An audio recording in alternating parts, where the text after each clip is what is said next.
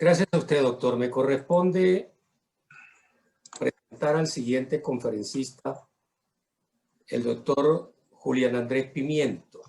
Va a disertar sobre el derecho administrativo sancionatorio del Código Nacional de Seguridad y Convivencia. El doctor Julián Andrés es magíster y doctor en Derecho Público de la Universidad de Panteón Assas, París II. Es profesor de maestría y doctorado en la Universidad Externado de Colombia y fue magistrado auxiliar del Consejo de Estado. Doctor Julián Andrés, después de presentarle excusa por lo corrido que estamos del tiempo, usted sabrá entender, son cosas que se presentan en estos escenarios académicos. Le repito, le doy la más cordial bienvenida a nombre de la Junta Directiva del Colegio Nacional de Inspectores de Policía. Bienvenido, tiene la palabra. Bueno, primero que todo, buenas noches ya, casi las 6 de la tarde. Intentaré ser muy breve, pero pues no por ello dejaré de dar los agradecimientos correspondientes mientras me solicito que me permitan compartir pantalla para una pequeña presentación que quiero transmitir. Lo primero, pues, agradecer al colegio y agradecer pues al doctor Aníbal Torrerico, al doctor Remberto, que probablemente no se acuerda, pero yo creo que también esa primera sesión, esa primera cohorte de la especialización de Derecho Urbanístico, estuve en una clase representando al doctor Santofimio cuando de nuevo tenía pelo. Pero bueno, de verdad agradezco mucho pues la oportunidad de dejarme participar en este evento. Simplemente reitero que parte de lo que voy a decir está en un artículo publicado en las jornadas de Derecho Administrativo de la Universidad Externado de Colombia, que se llama Derecho Administrativo Sancionador de 2017, y que en buena parte pues es producto de las reflexiones que hemos hecho en las clases de Derecho Policivo que dictamos en la Universidad Externado de Colombia, tanto en la especialización de Derecho Administrativo como en las maestrías de Gestión de Entidades Territoriales y de Derecho Administrativo, en la que pues tratamos esos temas de derecho policivo, que tienen que ver con bienes públicos, que tienen que ver con esas nuevas competencias que tiene el Estado. Y pues básicamente quisiera empezar empezar con una pequeña presentación. Es una presentación que es relativamente larga, se ve larga, pero pues no quiero que la sientan larga, se las voy a transmitir a través del doctor Aníbal para que la tengan ustedes y la puedan, digamos, compartir con los miembros del colegio, también pues muchos de los cuales son estudiantes míos de especializaciones. La pregunta es, y pues un poco en la misma línea de lo que venía señalando el doctor Remberto, y por eso en la medida en que él cubrió algunos aspectos de temas sancionadores, pues no me meteré en la parte puntual de si culpabilidad o no. Me voy a simplemente dedicar a 3 puntos muy concretos, y es un poco la mentira. Digamos, los que me conocen, los que me han escuchado hablar del código, saben que yo le tengo, no rabia al código, porque realmente uno no puede tener rabia a las leyes. Lo que quiero decir es que probablemente deja muchos vacíos. El código de policía deja muchos vacíos. Yo creo que uno de los temas grandes que el código no debería tener, el Código de Seguridad y Convivencia, no debería tener, es el tema urbanístico, por ejemplo. Ese tema estaba bien donde estaba antes. Y uno encuentra a los inspectores, probablemente, y eso lo he discutido con algunos colegas de ustedes, probablemente en su momento era fácil, digamos, era lógico meterle temas de urbano, de integridad urbanística en el ámbito del Código de Policía, pero lo cierto es que si uno habla con los inspectores de policía de fuera de Bogotá, pues realmente están en aprietos. Y yo creo que buena parte de las preguntas que están haciendo en el chat tienen que ver con esas dificultades de entender lo que es un bien público, un bien privado destinado al uso público, a la afectación al espacio público, que es un antejardín, que no. Y en buena parte porque hasta uno que se dedica a estos temas es difícil leer una licencia de construcción. Pues imagínense lo que será para un inspector de policía que tiene que agregarse de 100 temas distintos, entre ellos de los más complicados que tienen que ver con el tema de la integridad urbanística. Y por eso digo, uno tiene que tener mucho conocimiento técnico para tomar una orden como la demolición del edificio Acuarela. No digo que esté mal tomada, al contrario, me parece perfectamente bien tomada, pero sí es cierto que requiere un conocimiento técnico distinto y especializado. Entonces, pues, digamos, partamos un poco de la premisa que nos plantea el código. El código nos dice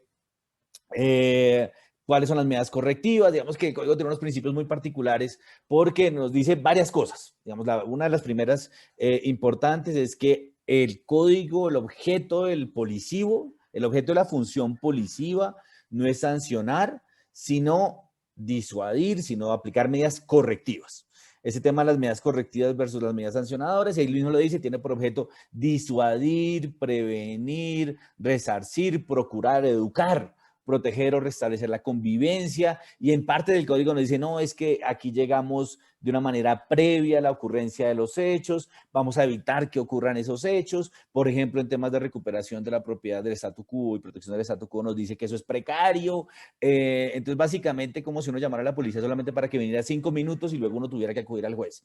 Y el parágrafo primero lo dice de manera clara el 172, las medidas correctivas no tienen carácter sancionatorio, por tal razón deberán aplicarse al comportamiento contrario a la convivencia, las medidas correctas establecidas en este código, las normas que lo regulen. Bueno, en fin.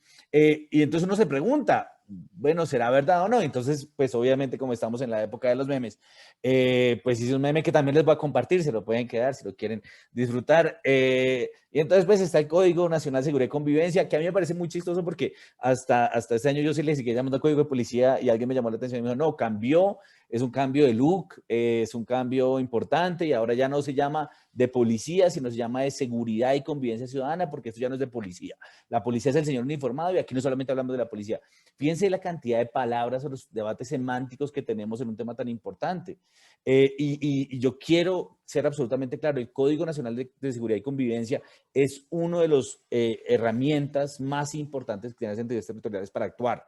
Y digamos, está en el mismo nivel que el plan de ordenamiento territorial, está en el mismo nivel que el plan de desarrollo municipal. Es así importante. Y los inspectores de policía son uno de los actores más importantes en el municipio, si son unos funcionarios un poco particulares en la estructura municipal, además porque tienen funciones determinadas por la ley. Pero entonces el Código de Seguridad y Convivencia viene con las medidas correctivas y va caminando de la mano con las medidas correctivas, pero le encantan las sanciones. Le encantan, persigue las sanciones y buena parte, y creo yo que muy buena parte de lo que hacen los inspectores de policía, a pesar de lo que dice el propio código, son efectivamente sanciones administrativas. Y yo creo que parte de la interpretación que el doctor Rembert hacía en ese análisis de las conductas contrarias a la integridad urbanística tenían que ver justamente con ese análisis a partir del derecho sancionador. Y no debería además sorprendernos. ¿Por qué? Pues porque todo esto antes estaba regulado por la ley 810 de 2003, que adivinen qué decía, pues que todo esto era el sancionador, el urbanístico sancionador, todo eso es la disciplina urbanística. ¿Cómo así que mientras que está en la ley anterior, que es derogada además por el Código de Seguridad y Convivencia, antiguamente llamado Código Nacional de Policía y Convivencia Ciudadana, pasó mágicamente por el cambio de nombre, ahora son todas medidas correctivas? Y la verdad es que aquí tenemos que tener muchísimo cuidado de qué es lo que le pedimos al ordenamiento jurídico y qué es lo que esperamos del ordenamiento jurídico. Entonces, pues, yo creo que ya saben un poco para dónde voy con estas reflexiones. Como les digo, la idea es 6:15, 6:20 estar terminando, para de pronto poder resolver algunas de las preguntas y de pronto pues con el doctor Remberto podemos hasta las 6:30 en 10 minuticos absolver algunas de las inquietudes que ustedes tengan. Entonces, pues, el Código Nacional de Seguridad y Convivencia es un código complejo. A mí no me gusta en buena parte porque lo vimos además con las medidas que tienen que ver con las actividades económicas, que realmente generó un cambio, sí, un cambio de paradigma grande, pero un cambio de paradigma no necesariamente para lo positivo. ¿Por qué quiero decir que no necesariamente para lo positivo? Porque se intentó hacer de pronto digamos, una identificación entre la policía y el código, digamos, la policía administrativa y el código. Y entonces uno va a encontrar algunas cosas que son problemáticas en el código. Está todo el tema de ese carácter pretendidamente universalista del código, muchos temas. Entonces tenemos, al tiempo que tenemos la convivencia, que es como lo tradicionalmente que está en el código, que tenemos el tema de la recuperación del statu quo, protección del statu quo y recuperación de los bienes públicos, que era lo que tradicionalmente entendíamos que siempre estaba en el código de policía, en un código de policía, al tiempo que está el tema de las manifestaciones, aglomeraciones, que es lo típico, pues decidimos incluir temas de patrimonio cultural, decidimos incluir temas medioambientales, decidimos incluir temas urbanísticos que la verdad van desnaturalizando poco a poco el código. Y eso, digamos, nos pone en varios problemas, porque toda la jurisprudencia que se había construido bajo esa lógica de que lo policivo era circunscrito, probablemente, para ponerlo en términos actuales no muy sexy, no donde había así como una gran discusión, era un contencioso relativamente oscuro para muchos abogados, no se sabía ni siquiera si era derecho administrativo, de un momento a otro pasó a ser todo el derecho administrativo local. Y ahí eso implica una reestructuración, una evidente reestructuración en muchos aspectos de las relaciones entre el administrador y la administración. Fíjense que ya se pone una especie de barrera en algunos temas, principalmente en temas de control urbano, temas ambientales, temas de patrimonio cultural. Se pone una barrera entre el ciudadano y la administración, la alcaldía. Digamos que ya no va a ser una relación con la alcaldía, sino va a ser una relación con los inspectores. Pero yo creo que también un poco más complicado la relación con los uniformados. ¿Y por qué? Porque había un principio en el Estado colombiano que las personas que tenían armas no tomaban decisiones de fondo. Es decir, el monopolio de la fuerza hacía que las autoridades civiles eran las que tomaban las decisiones que se ejecutaban por los uniformados. Y si uno mira la distinción entre poder, función y actividad de policía, está basada básicamente en esa idea de el uniformado no decide, sino actúa, ejecuta la decisión que toma una autoridad civil. ¿Y qué encontramos en el Código de Policía? Señores uniformados que están haciendo la primera instancia en la imposición de medidas correctivas. A mi modo de ver, eso nos pone en un problema. ¿Por qué? Pues porque desnaturaliza las relaciones que deben tener. Y lo vimos en la realidad, lo vimos con la recuperación de bienes de uso público, lo vimos con temas de espacio público, lo vimos con muchos elementos, digamos, que generan dificultades. Eso además, sumémosle otro problema, y es la interseccionalidad de los intereses jurídicos que se resuelven en el Código de Policía. Entonces, para poner el término, el ejemplo de Acuarela, digamos que no es el mejor ejemplo ahí porque ahí se circunscribió al tema de la integridad urbanística, pero si ustedes miran, tenemos medidas contrarias al espacio público, conductas contrarias al espacio público. El antejardín es espacio público, entonces también daría lugar a la aplicación de medidas correctivas por espacio público. Tenemos temas de patrimonio cultural, hay unos bien jurídicos titulados patrimonio cultural. Tenemos conductas contrarias a la integridad urbanística. Entonces darían, fíjense, una misma conducta da lugar a tres. Pueden además haber temas medioambientales. Y si hubiera construido, por ejemplo, el tema de la playa, sería un problema medioambiental, sería un problema urbanístico, sería un problema de espacio público y podría ser hasta un tema de patrimonio cultural si estamos en La Boquilla, por ejemplo. Entonces, fíjense que hay cierta interseccionalidad y el código no nos da respuesta frente a eso. No nos dice cómo aplicar de manera concomitante varias medidas correctivas. No nos dice cómo jugar con esos principios que son obvios en el ámbito del derecho administrativo sancionador, pero que no necesariamente lo son en el marco de las medidas correctivas. Y eso también nos lleva a otra pregunta que yo también voy a la conclusión del doctor Remberto, pero con un problema fundamental, digamos, de fundamentos, y es si esto es una función administrativa o no. Hay conceptos de función policiva, para de alguna manera distinguirlo de la función administrativa. Y esa idea, esa distinción de la lógica de función administrativa, pues nos lleva a un menor control judicial. ¿Listo? Y vamos a intentar terminar con eso, en algún momento hablar de ese punto. Entonces, las dos preguntas son, ¿el Código de Policía contiene, el Código de Seguridad y Convivencia contiene sanciones y qué consecuencias habría del hecho de que las contenga? A ver, ¿y por qué es una pregunta? Volvemos a lo mismo, pues porque el propio Código nos está diciendo que nada de lo que hace son sanciones. Voy a saltarme un poco ese tema de la policía administrativa. Yo tengo una visión muy particular del código. Yo creo que el código no nos presenta un escenario de jerarquía. El código nos presenta un escenario de coordinación en donde prevalece el interés nacional sobre el local, pero no es una lógica de jerarquía.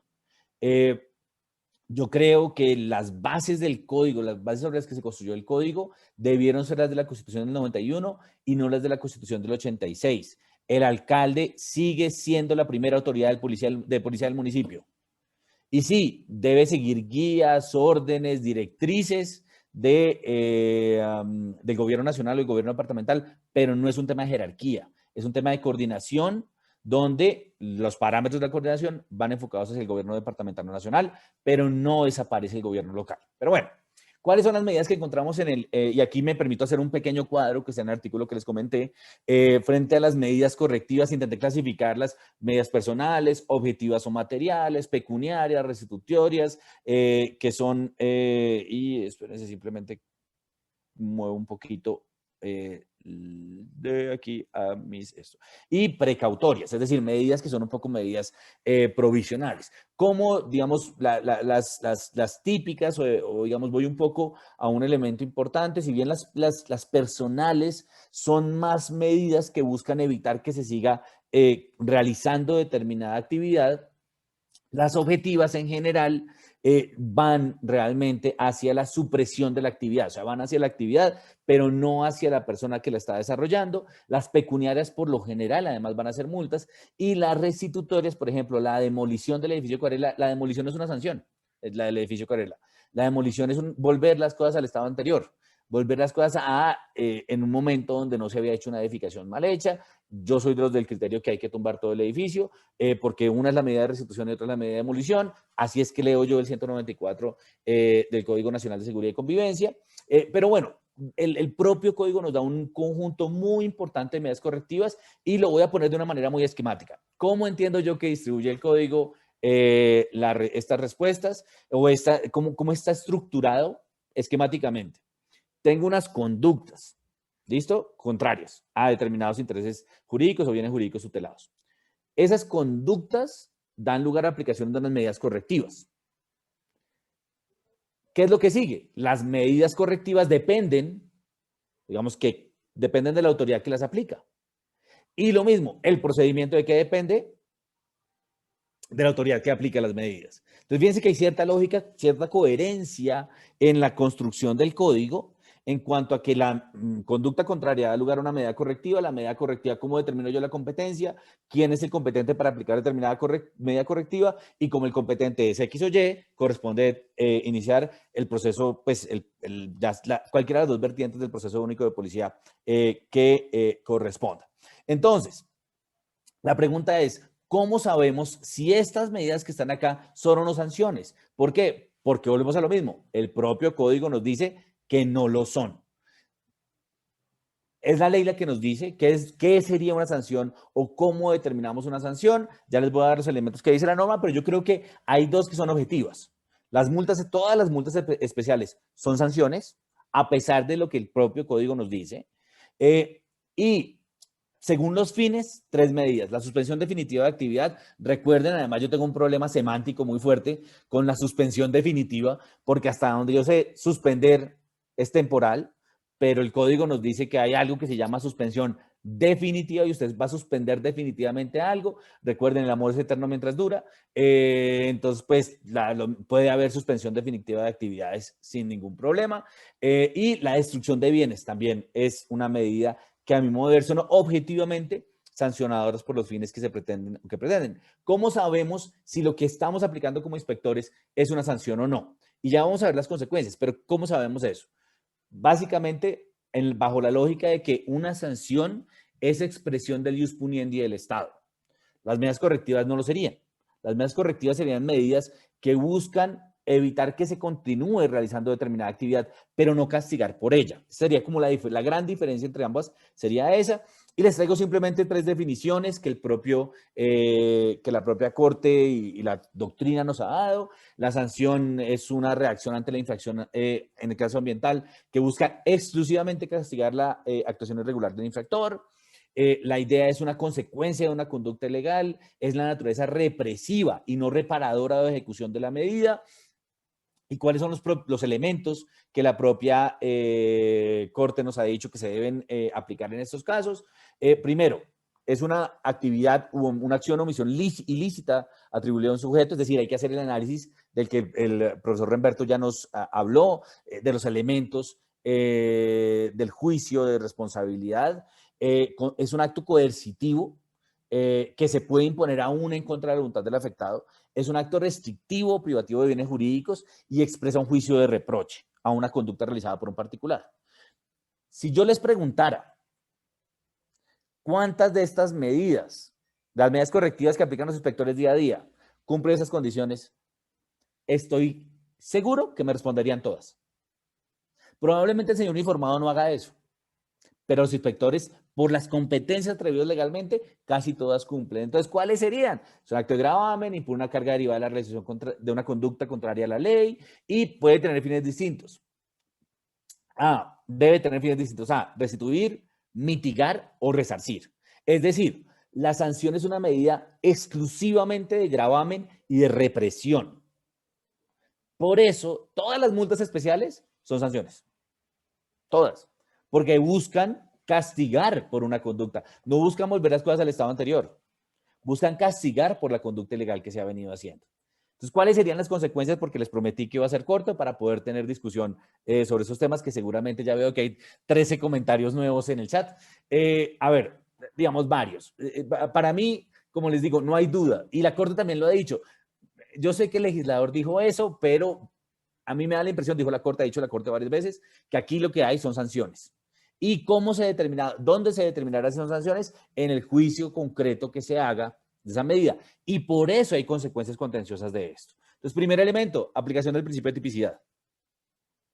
Aquí la tipicidad, ese tema de una conducta contraria a una orden de policía o esa conducta del irrespeto a la autoridad, pues son de verdad, aunque la Corte ha sido muy diferente en el tema de los tipos en blanco y de esas, digamos que no se requiere un grado de tipicidad como en el ámbito penal, pero igual el código de todas maneras tiene unas conductas que realmente son muy amplias. Aquí hay un problema con el tema del non bis in idem y de la proporcionalidad de la medida, que era algo de lo que estaban preguntando en el chat frente a las conductas realizadas durante la pandemia. ¿Y por qué lo digo? Y esto también podría tener alguna aplicabilidad en el tema de Acuarela, lo que pasa es que ahí son intereses distintos que están en juego. Porque si son medidas correctivas, y por ejemplo el tema de Acuarela, el sancionatorio de patrimonio cultural, ley 397 del 97 y ley 285, deberían andar de manera paralela a las medidas correctivas que pudiera imponer el inspector de policía. Lo mismo pasa en temas ambientales. Yo debo poder imponer las medidas correctivas en materia ambiental y al tiempo iniciar o hacer la ley 373. Ahora, ¿el problema cuál es? Yo tengo multas especiales en el ámbito del Código Nacional de Seguridad y Convivencia que además pueden también implicar la imposición de multas, como medida correctiva acá, que pueden implicar la imposición de multas como sanciones en el derecho sancionador cultural, por ejemplo, ambiental, por ejemplo, o en otro tipo de ámbitos. ¿Listo? Entonces, pues, ahí hay un elemento difícil. ¿Y cómo manejamos el tema de la proporcionalidad? ¿Tenemos topes o no? ¿Son bienes jurídicos distintos? Si fuéramos por la vía de digamos, que nos propone el ámbito de la responsabilidad de los funcionarios públicos, uno diría, son orígenes distintos de la responsabilidad, podrían convivir. Pero fíjense que es la misma conducta la que genera varias consecuencias y las del Código Nacional de Seguridad y Convivencia son similares en su formulación a las que están establecidas en la normativa especial. Esto no pasa en tema urbanístico, ¿por qué? Porque sí se derogó la ley 810. Entonces, este mecanismo sí reemplazó el urbanístico, el sancionador urbanístico. La cuestión de la culpabilidad, algo trató el profesor Remberto. En cuanto al procedimiento, primero, si es sancionador, el procedimiento único de policía no nos sirve. El procedimiento único de policía tiene un problema grave y es que está hecho para lo que la policía era antes. Es un procedimiento adversarial y aquí no hay adversario, aquí es el Estado el que impone una medida de carácter unilateral y eso le genera dolores de cabeza grandes a los inspectores de policía en la forma en cómo se aplica esta medida. Entonces, pues, la idea es que este proceso único de policía está construido sobre la lógica de la oposición y no de la imposición. Por eso creo yo que aquí se debería aplicar el procedimiento administrativo sancionador. ¿Y qué garantías procedimentales? Y es allá donde iba, que es un punto que también ha tenido alguna discusión con los colegas inspectores de policía, y es el del juez natural. Digamos que cuando estamos en un escenario de derecho administrativo, el principio de especialidad se aplica. Y si es administrativo sancionador, solo podrán imponer esas medidas quienes tengan el conocimiento especializado para poder imponerlas. Entonces vamos al caso de un sancionador urbanístico o de una conducta contraria a la integridad urbanística. En la práctica, ¿qué ocurre? No en Bogotá. En Bogotá tienen funcionarios, tienen eso. En la práctica lo que ocurre es que el inspector de policía oficia al secretario de planeación para que le dé un informe sobre el caso. ¿Y qué es lo que hace? Corta y pega, se le dice, por favor, mándame en Word, corta y pega el informe en la resolución y pues luego se puede apelar esa resolución. ¿Y qué hace el superior que normalmente en casi todas las ciudades es el secretario del Interior? Pues llama a su amigo de Secretaría de Planeación y le dice, venga, ¿usted lo hizo bien la primera vez o no? Bueno, sí, hágale. Y vuelve y confirma. ¿Dónde está la contradicción? Antes era mucho más lógico. ¿Por qué? Porque era el secretario de Planeación, la Secretaría de Planeación, donde se resolvía este tema, donde yo realmente podía tener un debate técnico y el jurídico, el abogado, era el que garantizaba la aplicación del debido proceso. Pero el debate era eminentemente técnico como en temas ambientales. ¿A qué ese debate no se da técnicamente? Es un debate jurídico donde la resolución en su integridad es técnica sin que el inspector sepa o tenga posibilidad de saber si técnicamente se cumple o no se cumple. ¿Bien? Entonces, pues, es también la última consecuencia para ir cerrando rápidamente. Pues, si estamos en un escenario de sanciones, pero aún yo creo que esto aplica para la gran mayoría de las medidas correctivas contenidas en el Código Nacional de Seguridad y Convivencia, es una actividad materialmente administrativa. Entonces, digamos, hay un problema y es cómo entendemos el 105 numeral segundo del CEPACA. ¿Qué nos dice? Que los procesos especialmente regulados, los procesos de policía especialmente regulados en la ley, no son de conocimiento de la jurisdicción de lo contencioso. ¿Cómo se entendió eso tradicionalmente? Que había dos tipos de policío, el policío jurisdiccional y el policío administrativo. ¿Cuál es el policío administrativo? Todo el tema de manifestaciones, todo el tema de restitución de bienes de uso público y aún restitución de bienes fiscales también, decreto 640 del 37 y creo que 132 del decreto 150 del 70. Y era lógico que eso era parte y era de conocimiento de la jurisdicción de lo contencioso. Y que solamente estaban excluidos los policivos jurisdiccionales, ley 57 de 1905, o todos los procesos de restitución o de protección del statu quo, que se controlaban por vía de tutela o que se controlaban por vía de reparación directa en sede de lo contencioso administrativo. Eran como las dos formas de control. Entonces, en esa lógica, la pregunta es, ¿cómo entendemos hoy el 105? Se puede seguir entendiendo el código, el CEPACA, que es de 2011, con la lógica de un proceso de policía especialmente regulado en la ley, como es el proceso único de policía, y ahí hay dos interpretaciones. Una, que es la de Santofimio, Andrés Ospina, Jaime Ernesto Santofimio, Andrés Ospina, que le dieron cabeza al tema, y otra la mía, la de Santofimio y Andrés Ospina. Andrés Ospina, magistrado auxiliar profesor del externado también y magistrado auxiliar de la Corte Constitucional. Para ellos, la interpretación histórica es la que prevalece. Entonces, básicamente, lo mismo que venía conociendo la jurisdicción estaría en el marco del 104 y no del 105. Básicamente, todo lo que eran los policivos de carácter administrativo. Entre ellos incluiría además los procesos de integridad urbanística. ¿Cuál es mi interpretación? Yo creo que es la lectura entre el 104 y 105 de manera conjunta. El 104 me dice que el juez contencioso conoce de todos los litigios sometidos al derecho administrativo. El 104 me dice que en la medida en que estemos ejerciendo función administrativa, habrá conocimiento por parte de la jurisdicción de ese litigio, de la jurisdicción de lo contencioso. Bajo esa perspectiva, todos los actos de policía que hagan, que estén, o todas las resoluciones que impongan medidas correctivas, que se hagan en ejercicio de función administrativa, serían de competencia de la jurisdicción. Y solo aquellas que no impliquen ejercicio de función administrativa, es decir, los tradicionales policivos jurisdiccionales, estarían excluidos de la jurisdicción. Y eso tiene dos ventajas. La primera, entre más control, mejor. El inspector de policía no le puede tener miedo al control. No le puede tener miedo al control. Al control ordinario, al de la nulidad, al de la legalidad de sus decisiones, porque es un funcionario público. Y segundo, el control por vía de tutela, lo voy a poner en términos un poco coloquiales, es más peligroso que un tiroteo en un ascensor. Cuando voy a control contencioso, voy al control de nulidad, al control de legalidad. Yo sé que si yo me ciño a la ley, lo que yo hice está bien. En tutela, ¿qué miro? La violación de los derechos fundamentales. No quiero decir que la tutela sea mala, solo que la tutela no es un mecanismo adecuado de control de los actos. ¿Por qué? Porque no me da a mí, como funcionario, las garantías de poderme defender con base en la ley. Yo me defiendo con base en principios, proporcionalidad. Y entonces si aplico la ley, pero al juez de la tutela no le gustó la proporcionalidad o hace un juicio proporcional distinto al mío, entonces la medida se cae. Y entonces voy y tengo que ahora, digamos, tendría que el juez de tutela anular la resolución que yo emití como inspector de policía. ¿Tiene sentido ese modelo de control? Y un modelo de control que sería por lo general subsidiario, no ordinario, volverlo el mecanismo ordinario de control de los actos de policía. Yo creo que sería un error y yo creo que sería peligroso para los inspectores.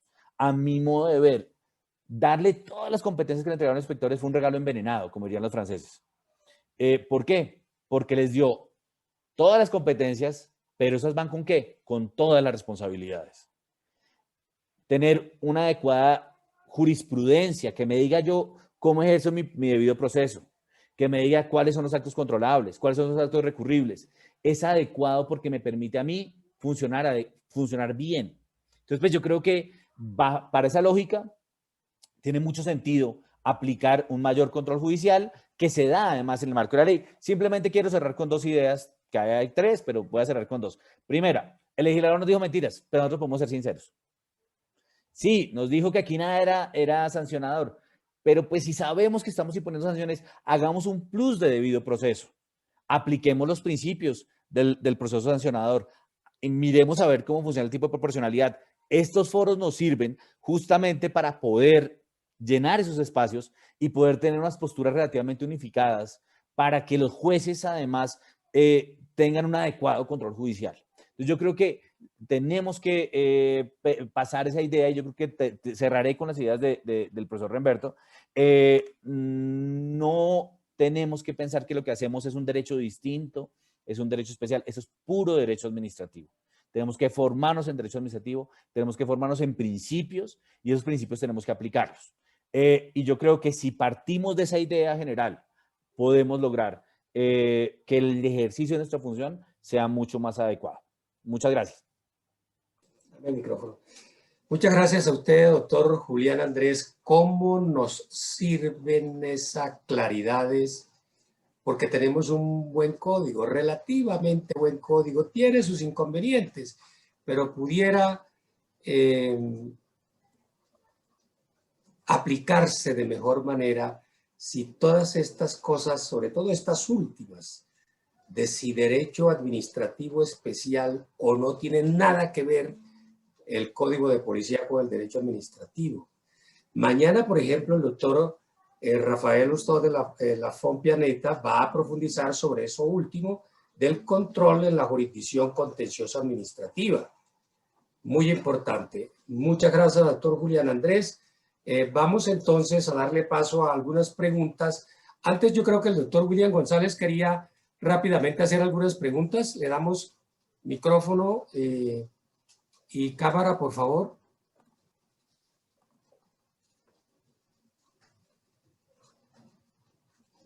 ¿Estás ahí, doctor William? Bueno, mientras que aparece el doctor William González, que parece que quería dar hacer una pregunta. Dicen dos inspectores, el inspector Walter Arrieta, o sea que los antejardines y su respectiva área debe estar identificada y determinada en los POT, eso dice ese inspector, pero otro inspector pregunta algo parecido, dice, es el mismo inspector. Los antejardines deben estar previamente identificados y definidos en la planimetría urbana de un municipio. ¿Hasta dónde pueden adentrarse en la propiedad privada estas franjas de alejamiento respecto de la vía pública? Doctor Julián. Pues la verdad sí, digamos que hay varias normas, el tema, yo tengo una interpretación y creo que probablemente el profesor Remberto tendrá también una postura propia. Los POT normalmente definen el retiro de las vías, qué debe ser de antejardín, qué no, con unos límites determinados en la ley. Por ejemplo, el caso de Corella, la discusión era desde dónde debía medirse el retiro. Y digamos que había algún debate sobre si se debía medir desde el andén o desde la calzada o hacia adentro, o desde donde estaba las vallas y el cerramiento.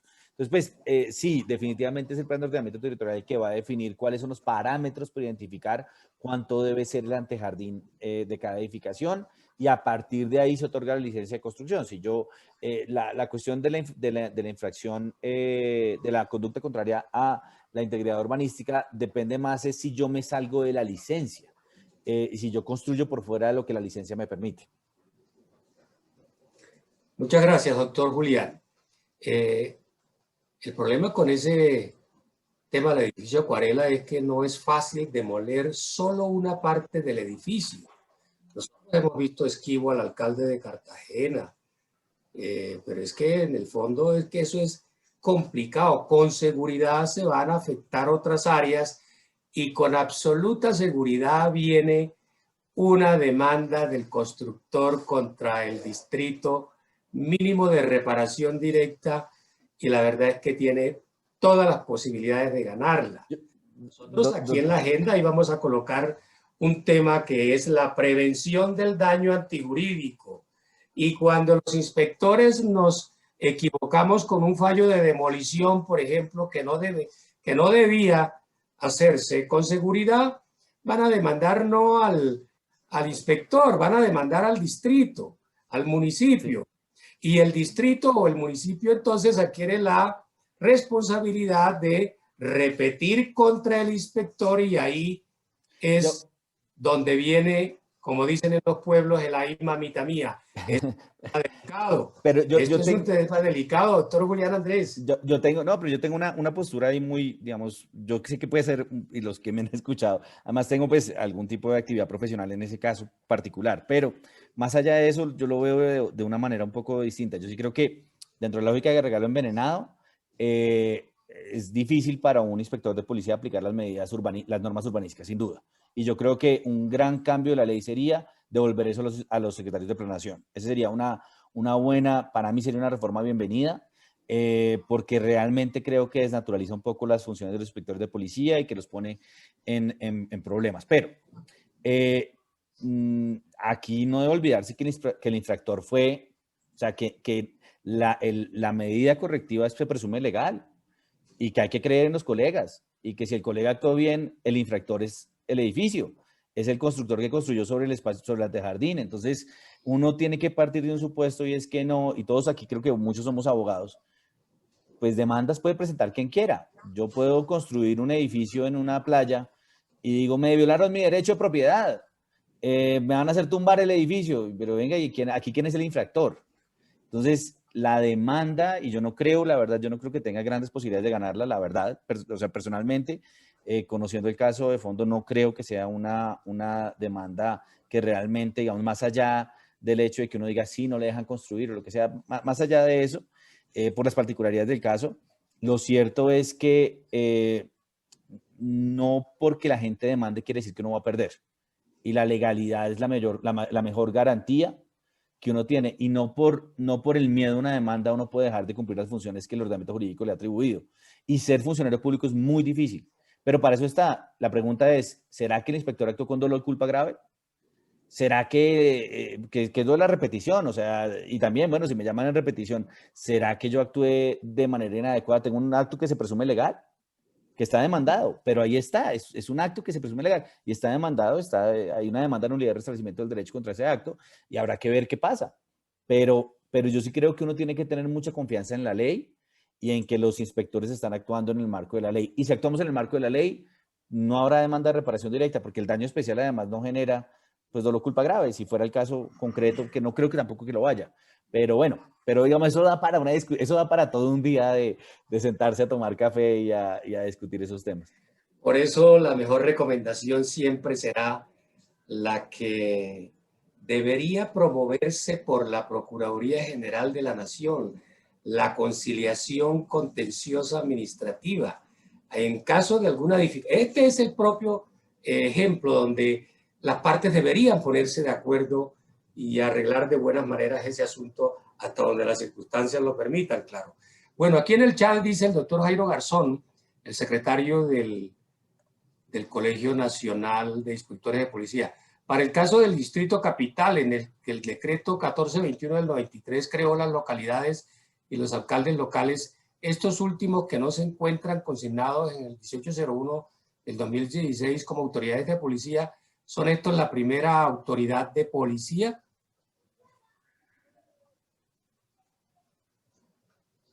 Es la pregunta, doctor Julián.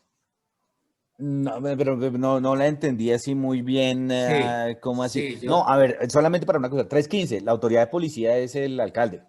Lo que pasa es que hay una distribución y dentro del ordenamiento jurídico hay distintas autoridades en el marco del ordenamiento jurídico que ejercen las funciones tanto del Código Nacional de Seguridad y Convivencia como otras que se le han venido atribuyendo, pero definitivamente el decreto 1421 no puede modificar la Constitución, a pesar de que Bogotá, la verdad, y eso hay que ser sinceros, Bogotá se sale con las suyas en muchas cosas. Bogotá hace cosas que ninguna otra entidad territorial podría hacer y sin duda en este tema de distribución de funciones es particularmente claro. Pero solamente, no sé si con eso lo respondí, pero es que no entendí muy bien cómo la relación entre los dos puntos. Sí, pareciera ahí un poco difícil. Bueno, aquí dice el inspector Ronald G. López. Tengo la inquietud de si se entiende como régimen sancionatorio por parte de los inspectores las sanciones pecuniarias que deben imponer en el marco de las contravenciones dispuestas en leyes especiales en las que se les ha otorgado competencia, como por ejemplo las normas inherentes a la protección de animales, Ley 84 del 89, artículo 46, modificado por el 7 de la 1774 del 2016. Pues esa es una pregunta que también creo que, creo no, va a ser respondida en el momento en que el conferencista sobre este derecho animal, el tema de los animales en el Código de Policía, que está aquí con nosotros en la plataforma, repito, el día viernes va a ser esta conferencia, que dicho sea de paso va a ser el único día en que vamos a estar en las horas de la mañana, porque nos tocó correrla. A las 3:30 de la tarde el viernes juega Colombia-Uruguay, entonces no nos vayamos a confundir. Vamos todas las tardes hasta el jueves. El viernes tocó en la mañana. Aquí hay otra pregunta.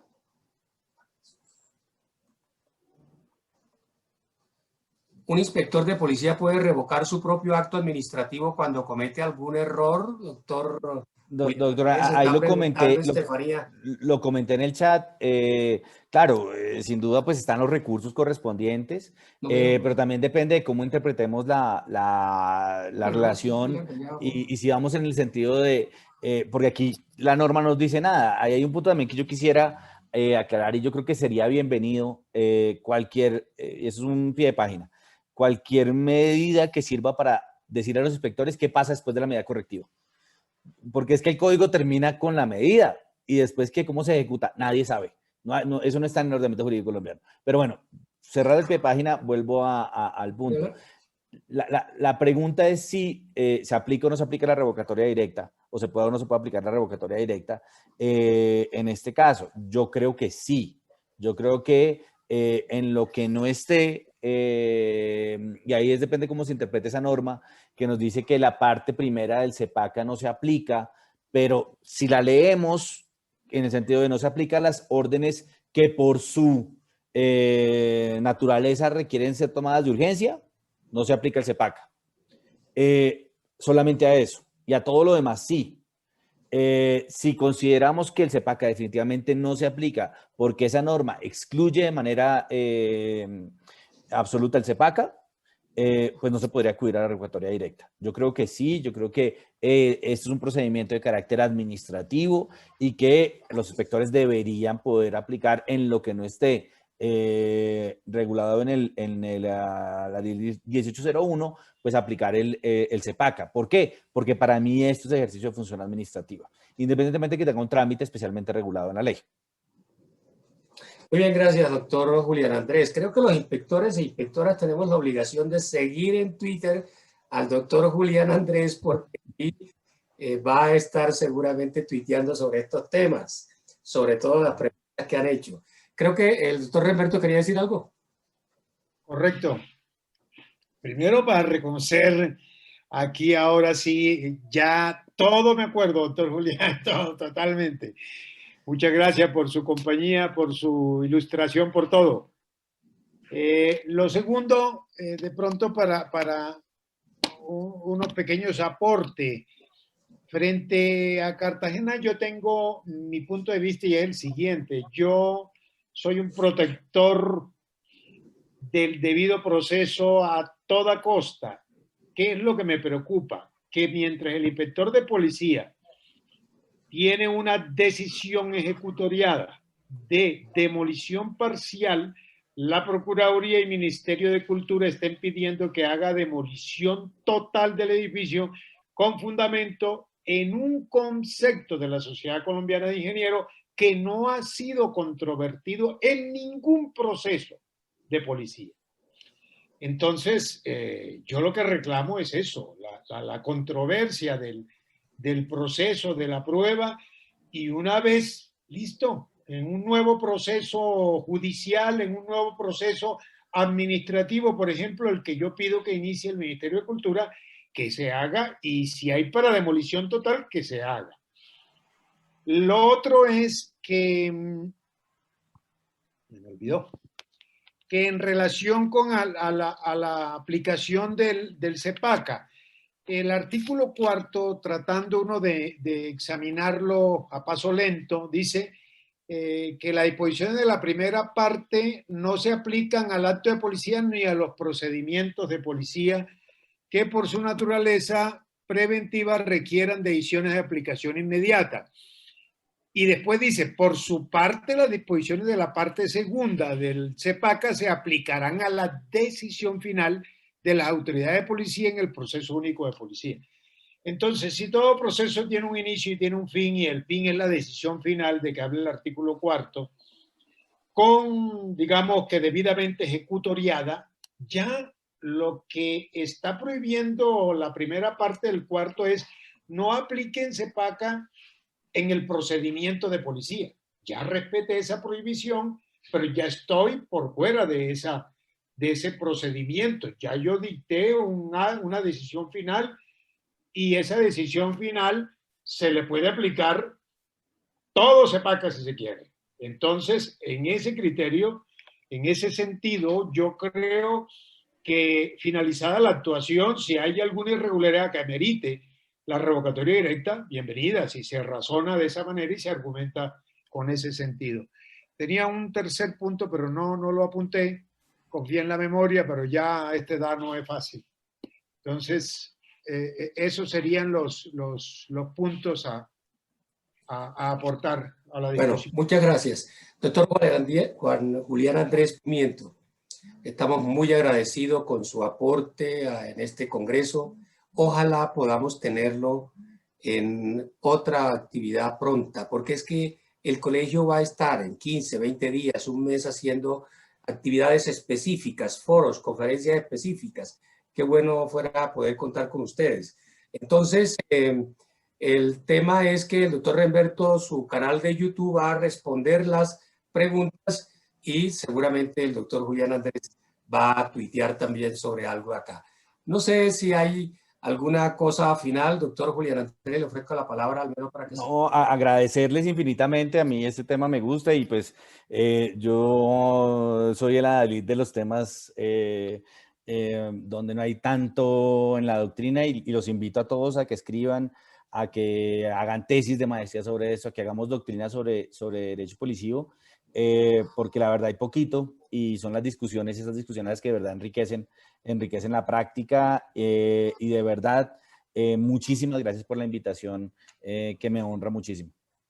Gracias a usted, querido profesor. Permítanme, antes que se vaya, a recordar que mañana miércoles a las 4 de la tarde está el senador Jorge Robledo hacia una reforma del Código Nacional de Seguridad y Convivencia. Le siguen 2 altos funcionarios de la Policía Nacional, un oficial, William Moncada Vega, del área jurídica, y un civil asesor jurídico de la dirección de la Policía Nacional.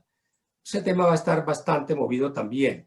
Y se va a finalizar con la exposición del doctor Rafael Estolafón, ex magistrado del Consejo de Estado, tal como se está promocionando. Gracias a todos, fundamentalmente a los conferencistas, a ustedes participantes. Tenemos 75 personas en la sala virtual. Nos vemos mañana a las 4 de la tarde. Feliz noche. Gracias.